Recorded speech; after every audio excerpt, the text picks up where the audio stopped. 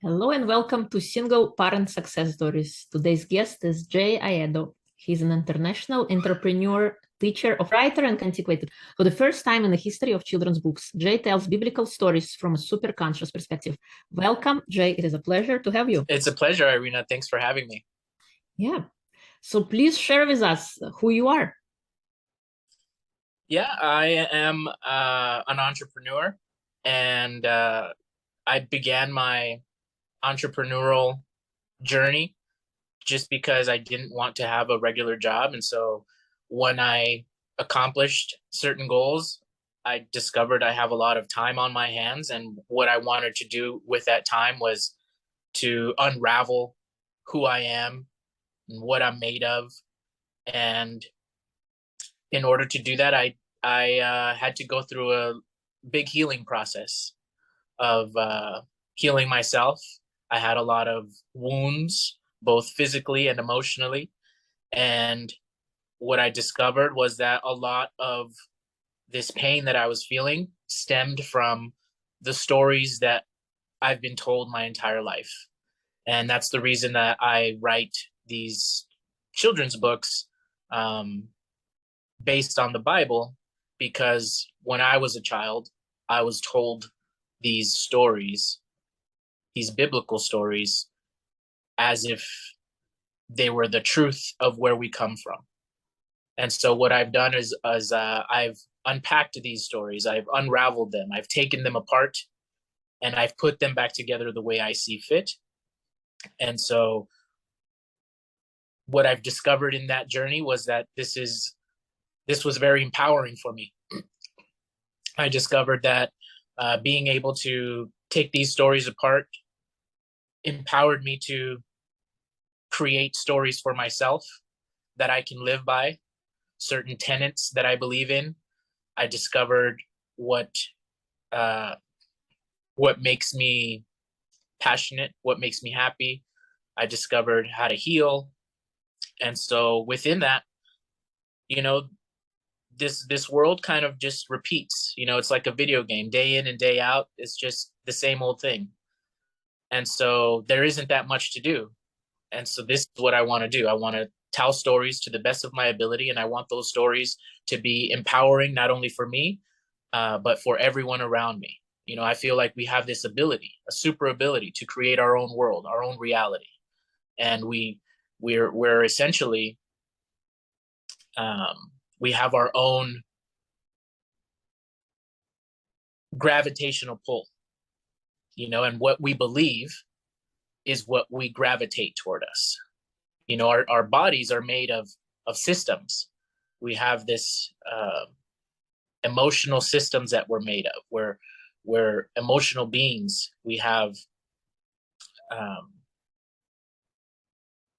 nervous system and all these systems that the body is made of. And that includes our belief system. And the idea revolves around that we can reprogram this belief system. Essentially, when we're kids, we've been imprinted with a certain belief system as to where we come from, who our parents are, who our family is, what our government is, who we're in debt to, what our religion is. It's all been laid out for us. Our belief system is ingrained into our system. And what I discovered in this journey of self-healing is that we have the ability to reprogram this belief system for ourselves. And so all I had to do, which I make it sound simple, but it was quite difficult to accomplish, which was I had to figure out what I wanted to believe. And once I discovered what I wanted to believe, I just had to connect the dots as to what it would take to believe it. We live in this world where we just have to find evidence in order to believe things. It's like a big court of law, and it's presented with evidence. Once you have the evidence, you can double down on that evidence. You can find as much evidence as you need in order to believe it. And once you believe it, well, then you're living it.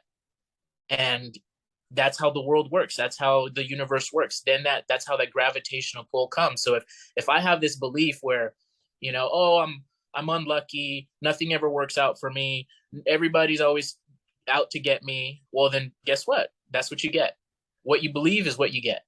And with that same effort, oh, I'm lucky. Things work out for me. Everyone I meet just seems to be happy to meet me. Everywhere I go, doors open for me, figuratively and literally. And then so it is. That's what the world is. And so little by little, I've been able to gravitate this world for myself, and I'm still in the process. I'm still in the process of creating my world. You know, that's why I want to have this conversation with you, because I'm expanding my world. I'm becoming stronger. I'm becoming more empowered because by sharing these stories as to where I come from and where I'm going, I'm exposing myself to ridicule and allowing people to challenge my beliefs. And when people challenge my beliefs, it doesn't deter me. It actually makes me stronger, because it makes me aware, super aware, as to what I really want.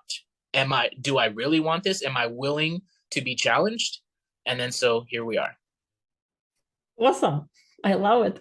And I totally agree with you that we are formed by our beliefs. And unfortunately, when we are children, when we are little, we take figures of authority, which are parents or educators, who kind of lay the lay of the land for us. And we just take it for granted because we don't know what's good or bad. We just take everything as is and we make it like a Bible, like a law by which we live, by which we experience our reality. So I applaud you for what you've done. And I think we are all on the journey of learning. It never ends. We unravel like a layer of the onion. As soon as you get rid of one belief that is not serving you, you will discover something that is serving you. So, and I think the best way to do it is to teach our children. So I applaud you for starting this conscious Bible stories. I think it's incredible as we can teach our children positive beliefs, empowering beliefs that will allow them to create resilience, self-respect, and confidence that oftentimes gets destroyed by how we are being brought up. And it's not to say bad about our parents. They didn't know any better because it was passed down to them the same way. And it is our job now, as we know, if we are aware, to help our children have a better life by having better beliefs. So thank you for that. Yeah. What advice would you give to your younger self? You know, I wouldn't give my younger self advice.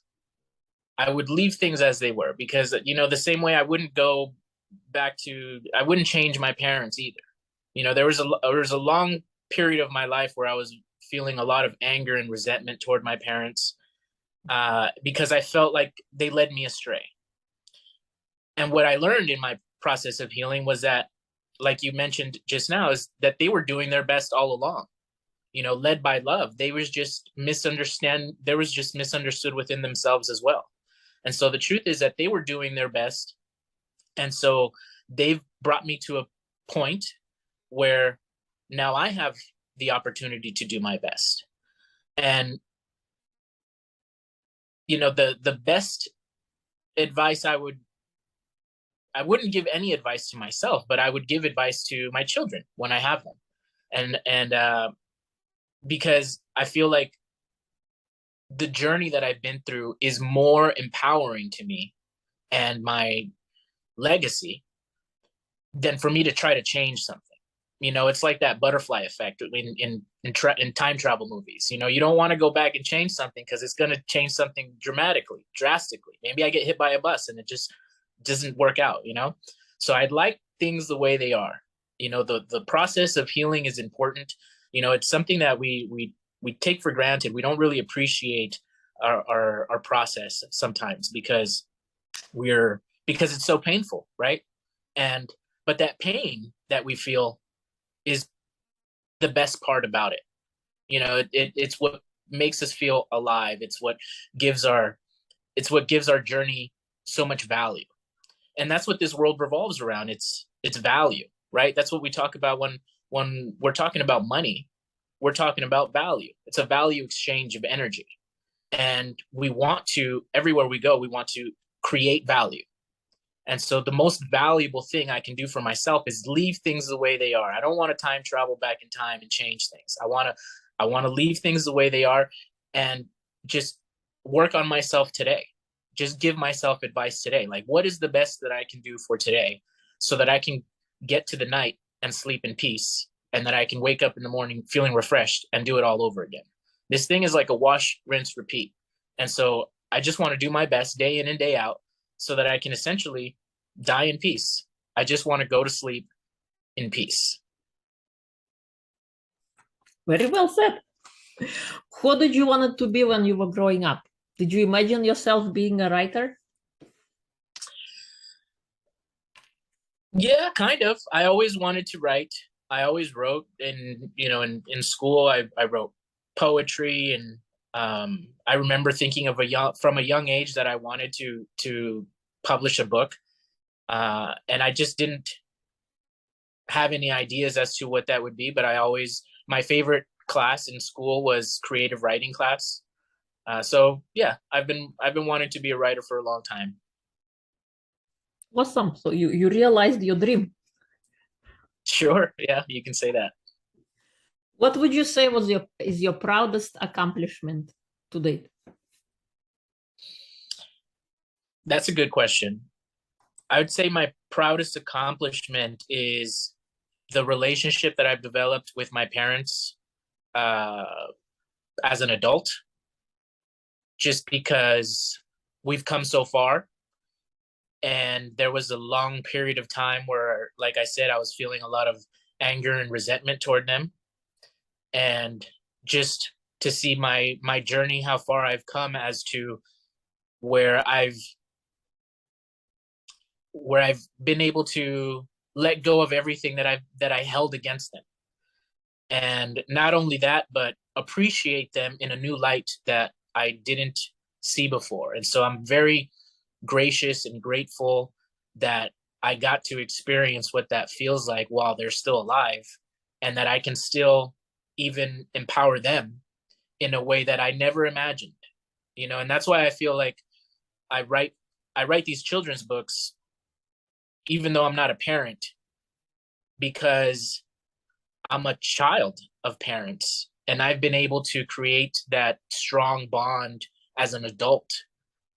And so I feel like it's even harder to do. I feel like raising your kids would be harder than it is to go back and create this bond that wasn't strong with my parents at one point. It was very questionable and loose, and we were kind of falling apart in a sense as a family unit.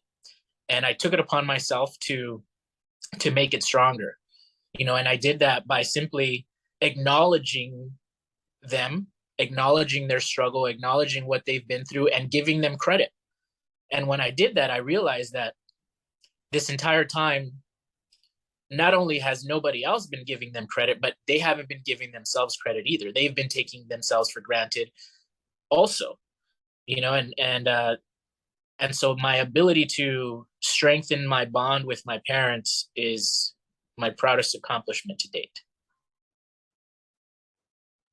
I love it. Thank you.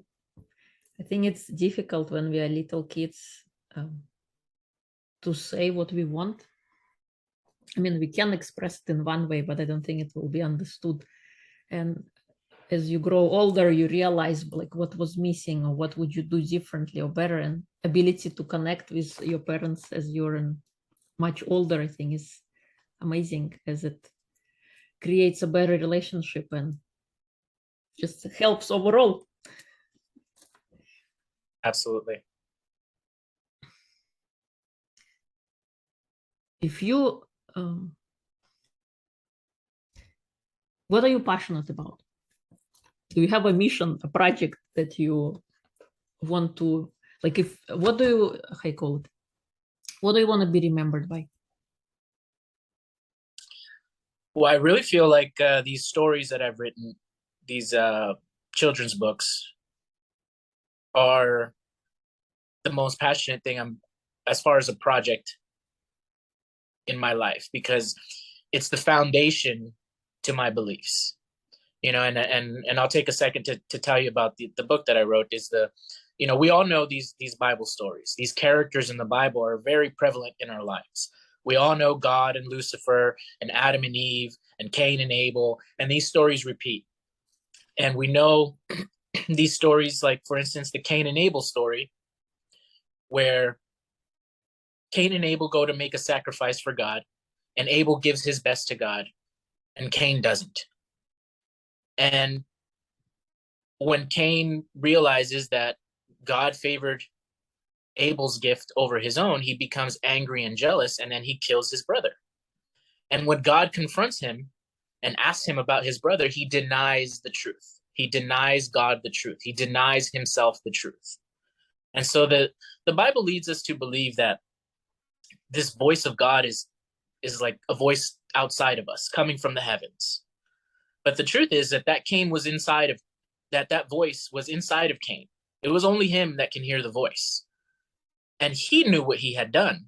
So even though he denied the truth, denied himself the truth, he knew what he had done. And so in the Bible, it says that God exiles him, sends him away. But the reality is that Cain runs away because he couldn't face himself after what he did. He couldn't face his family after what he had done. So he runs away. And then the Bible says that Cain goes on to build cities, which leads the reader to believe that we are the descendants of a man who became so angry and jealous, he couldn't control his own temper, and he killed his brother, and then runs off and builds cities. And then we are the descendants of this. And this story is repeated on a loop throughout history. One of the things that I like to say, is that these are just stories. The only thing that makes them true is the fact that we pick them up and run off with them as truth. Our parents picked them up and ran off with them, and so did we. But at any given point, we have this ability to discard the truths of where we come from. This is how we reprogram our belief system with stories. This is the code. Like in the movie Matrix, everything's made of code, ones and zeros. It's an alphabet. It's just sounds we're making with our mouth. It's nothing personal. The only thing that makes them personal is ourselves. We have that ability. And so what I've done with these stories is like I said earlier, I take them apart and I put them back together. And so in my story that I've written is when Cain goes to kill Abel, Abel sees the attack coming because Abel is noble. He's disciplined. He's composed. And he grabs Cain from behind and he chokes him unconscious. He subdues him. And when Cain regains consciousness, he's confused. He doesn't know what happened. And he asks his brother, what happened? And Abel tells him the truth. You tried to kill me and I stopped you. Why did you do that? And this is when Cain has no choice but to respond with the truth. He says, well, God favored your gift over mine, and I became so angry and jealous. All I could think about was killing you. And so they have this dialogue now. I've written this story for myself, essentially, because this is how I want a noble man to act. This is how Abel, just look at the word able. He's supposed to be able to do it. He's not just supposed to take it and die. He's supposed to be able to stand up and fight for what he believes in. And so that's what I've done with these stories. He stands up and fights for what he believes in.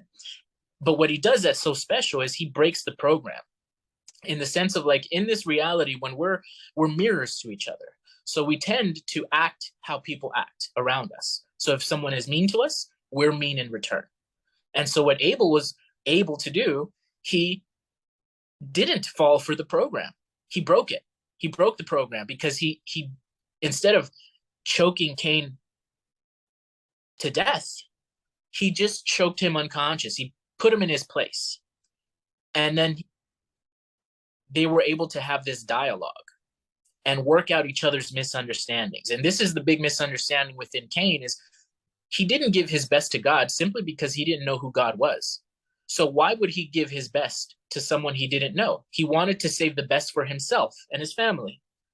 And then Abel simply pointed out that is what it means to give your best to God. He was giving his best to God all along. It's yourself and your family. That's all it is. And that was the misunderstanding within Cain. And when Cain realizes this, he feels ashamed. He feels guilty, and he begs for his brother's forgiveness. And so Cain and Abel are now able to have this dialogue, work out each other's misunderstandings, and then they go on and build cities. And then we become the descendants of two brothers who had conflict and worked out each other's misunderstandings. And that to me creates a new world for myself and everyone around me. It's that gravitational pull. And it just so happens that when I do share this story with the people in my life, it resonates. People like it. If people give me the chance to hear me out, people like where I'm going with this, because it is empowering. It's very obvious that these stories have, I don't like to say set us up to fail, but they have set us up to have conflict within ourselves, which I don't undervalue. I actually think it's very valuable to have this conflict within ourselves just so that we have something to break out of. Because if things are just clear and simple all the time, then we don't have anything to fight for. And so I feel like this is an important part of our story, is to acknowledge the history of where we come from and the struggle that we've been through, so that we can break out of ourselves, break out of our shell, if you will, and create a new story for ourselves, an empowering story. It's up to us. Nobody's going to do it for us. You know, I wake up in the morning and I have to make this choice for myself. No one is going to wake up in the morning and make that choice for me. No one's going to do it for me. No one's going to do it for you. You have to do it for yourself. That's what God is. It's the only one that knows the truth about who you are, where you're coming from, and where you're going. That's what it is. It's just this conscious feeling that we have. We have this consciousness. It's the only thing that sets us apart from everything else. From we're just animals with thumbs and consciousness. And so we have this ability to wake up and create this story for ourselves. And it's up to us. You know, we can buy any story we want.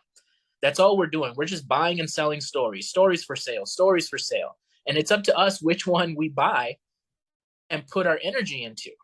You know, a while ago I mentioned money is because that's all we're doing.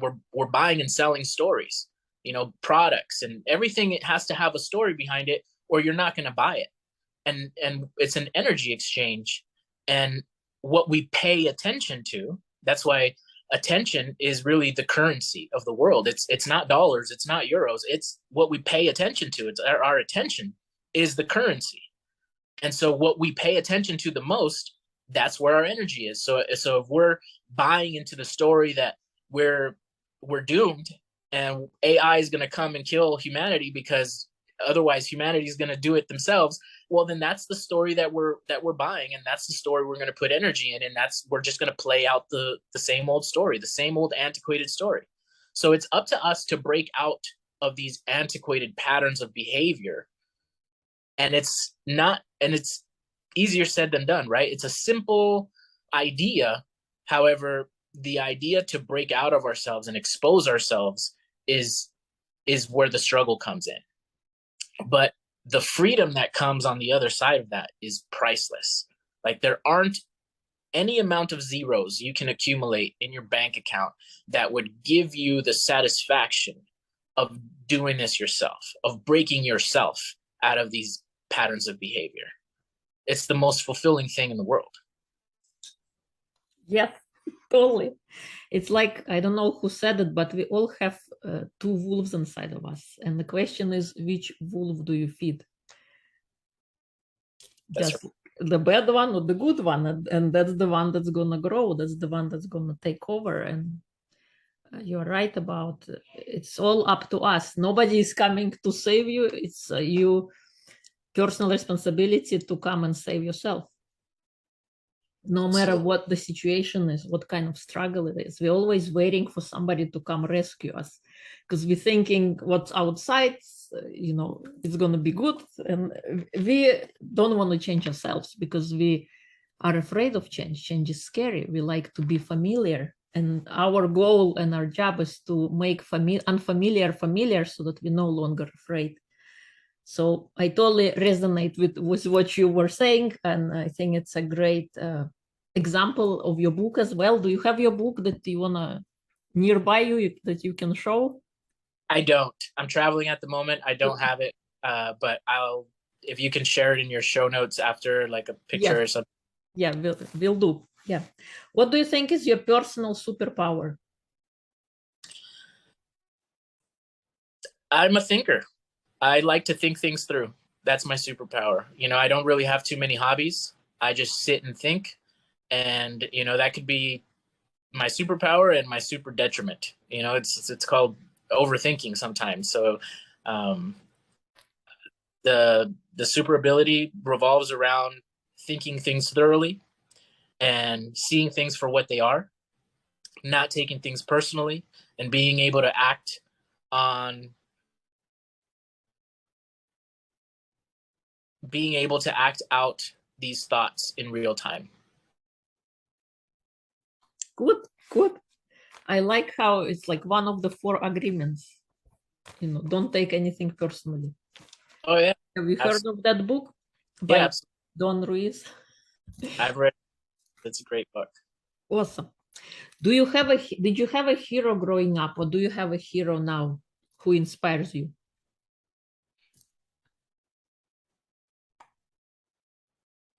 I wouldn't say I have a hero. I've been influenced by many people. You know, I read a lot of books because just simply because I had to break myself out of these patterns of behavior. I got a lot of uh, I exposed myself to many different people that influenced me in a positive way. You know, there's Eckhart Tolle and Jordan Peterson, and the list goes on and on and on. But yeah, I don't have like a single Superman in my life that I admire the most. Myself. But it doesn't have to be a Superman, just, you know, somebody. But it's fine. Um, any advice for single parents that you can share?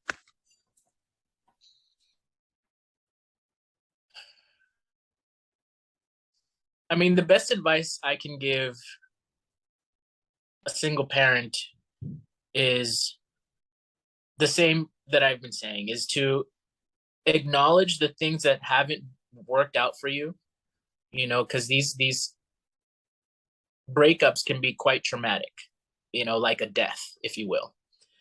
And so the things that we see that hurt us the most are really not there to keep us down. They're there to make us stronger. It's the resistance that gives us the ability to break out of ourselves, to become strong and break out. And so oftentimes we see these things and we tend to play the victim. You know, that's the program. And so we tend to see things, negative things in our life, as things that are happening to us rather than things that are happening for us to grow. And so if you have the ability to see things for what they are, and you can see things any way you want, right? You can see that things are holding you down and you're the victim, well, then that's what it is. But you also have the ability to see the other side of it, which is, well, this thing that happened to me, I didn't like. And that thing that you don't like, it's really you. These are things about yourself you don't like.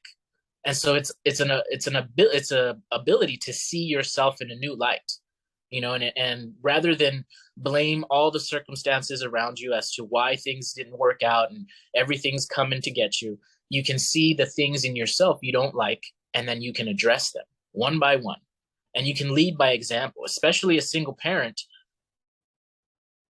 Leading by example is very important for your children, to show your kids, because as kids we never do what our parents tell us to do. We do what our parents do. And so if our kids see us at one point where we're struggling and unhappy, and then we manage to flip it and grow from those stories, then our kids would do the same, you know, because they have this ability to see things for what they are before they become traumatized and jaded. They originally see things for what they are. So if they see your struggle, and then your honesty within yourself, your ability to express yourself honestly and takes personal responsibility for the things that you've done incorrectly and then change a path, then they feel comfortable because they know that you used to be a kid too. So if you try to hide and lie, well, then that's where they get it from. They're going to hide and lie. But if they see you expose yourself and be vulnerable, well, then they're obviously going to feel more comfortable exposing themselves and becoming vulnerable and growing from their mistakes. And so lead from the front, be the example, be who you really want to be, act it out. That's all beliefs are. All beliefs really are. You know, we have thoughts and we have feelings, and we somehow extract our thoughts and feelings and we decide what we believe. And so you can really believe anything you want because you obviously don't believe all of your thoughts and you don't believe all of your feelings. The only real way you know what you believe is by seeing your actions, how you act. Your actions represent what your beliefs. Your actions are the evidence of what you believe. That's how it's that simple to change your beliefs, because all you have to do is act differently. So you act things out. You empower yourself and you act it out as if you were the hero, as if you were the one who takes personal responsibility and creates a new story for themselves. Act it out and then lead by example. And then your kids will fall in line. And they're going to take it to another level. You know, the potential that the kids have is much greater than what we could imagine. They just require leadership. Thank you. You bring very good point that yes, children do what they see us do as opposed to what we tell them, and beliefs are a great and important component in growing up and what they believe to be true. Is there anything I haven't asked that you would like to share? No, nothing specific. I'd like to encourage people to buy my books. Conscious Bible Stories. We're on Amazon. I'm trying to get this message out. You know, I have a vision and it revolves around getting the message out and creating a world for myself and creating a community of like-minded individuals. And so I encourage people to reach out, to send me messages, email me, Instagram me. So I'm at a point and stage in my life where I'm welcoming a community of like-minded individuals who want to empower themselves and grow within themselves and break themselves out of this shell, and for them to know that they're not on this journey alone. A lot of times, this is a very lonely road. You know, it feels like we're surrounded by the opposite of what we want, and so we just fall in line. And so it's important for us to surround ourselves with like-minded people, just so that we know that even though we're going through these struggles within ourselves, and it is a lonely path, that we're still not alone. People are going through these struggles, and there's many of us working really hard to break ourselves out of this antiquated program. Yes, thank you. If people would like to connect with you, where would they go? You want to share your website or your Instagram or your email? Absolutely. Go to consciousbiblestories.com. My contact information is on there. On Instagram at Conscious Bible Stories, and you can buy the books on Amazon, Conscious Bible Stories, Barnes and Noble, really anywhere that you can buy books. Okay, thank you. We will include everything in the episode notes. Thank you so much for coming on and sharing your powerful vision and message. I think what you're doing is important. It is what kind of beliefs we share with our kids so that we can raise a better future for ourselves and a better generation with empowering beliefs that sustain us instead of drain us. So thank you. Thank you for having me, Irina. It's been a real pleasure.